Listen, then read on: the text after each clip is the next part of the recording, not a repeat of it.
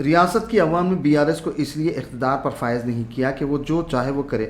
Vice Sharmila ने यात्रा के दौरान बीआरएस के रवैये की शदीद अल्फाज में मजम्मत की और वाज़ेह किया कि बीआरएस की जानिब से वाईएसआर-टीपी के ख़िलाफ़ हमलों से वाईएस राजशेखर रेड्डी की बेटी डरने या खौफ खाने वालों में से नहीं। जितना वाईएसआर-टीपी को दबाया जाएगा वो उतनी ही शिद्दत के साथ बरसर इक़्तिदार गवर्नमेंट की धांधलियों, बेकायदगियों, खामियों और नाकामियों को मज़ीद मौसर अंदाज से पेश करेगी।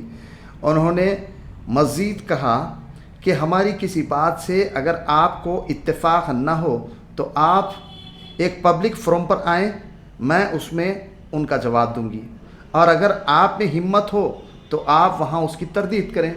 उन्होंने अपनी ప్రెస్ కాన్ఫరెన్స్ में మజీద్ తఫ్సీలాత్ बताई। పరిపాలన చేయమని మీకు అధికారం ఇస్తే పరిపాలన చేయడం చేత కాలేదు గాని మా మీద దాడి చేయడం మాత్రం మీకు చేతనైందా? సిగ్గుండాలి కదా, మనుషులేనా మీరు? ఇలాగేనా వ్యవహరించేది ప్రజాస్వామ్యంలో? ఈ రోజుకు మళ్ళీ వైఎస్ఆర్ తెలంగాణ పార్టీ మళ్ళొక్కసారి ఛాలెంజ్ చేస్తుంది. మీ దాడులకు భయపడేది కాదు రాజశేఖర్ రెడ్డి బిడ్డ. మీలాంటి మీ జేజమ్మల్ లాంటి వాళ్ళనే చూసిన దాన్ని నేను. మీ దాడులకు భయపడం మేము ప్రజల పక్షాన నిలబడతాం. మీరు ఎంత మా మీద దాడులు చేస్తారు అంత ఎక్కువగా, అంత గట్టిగా మీ అవినీతి గురించి, మీ అక్రమాల గురించి అన్నిసార్లు ఇంకా ఎక్కువగా మాట్లాడతాం. మళ్ళీ చెప్తున్నాం, బీఆర్ఎస్ పార్టీ నాయకులు బెదిరే వాళ్ళం కాదు ఇక్కడ. మళ్ళీ చెప్తున్నాం, నిజంగానే మేము చేసిన ఆరోపణల్లో ఏదైనా తప్పుంటే, మీకు దమ్ముంటే, మీకు నిజాయితీ ఉంటే పబ్లిక్ ఫోరం పెట్టండి. మీ నియోజకవర్గంలోనే ఒక పబ్లిక్ ఫోరం పెట్టండి. మీడియాను రమ్మనండి, ప్రతిపక్షాలను రమ్మనండి, మేము కూడా వస్తాం, మీరు రండి. మీ మీద వచ్చిన ఆరోపణలు ఏమిటో మీరు సంజాయిషి ఇచ్చుకోండి. మీకు ఎక్స్ప్లెనేషన్ ఇవ్వాల్సిన అవసరం ఉంది. ఎందుకంటే మీరు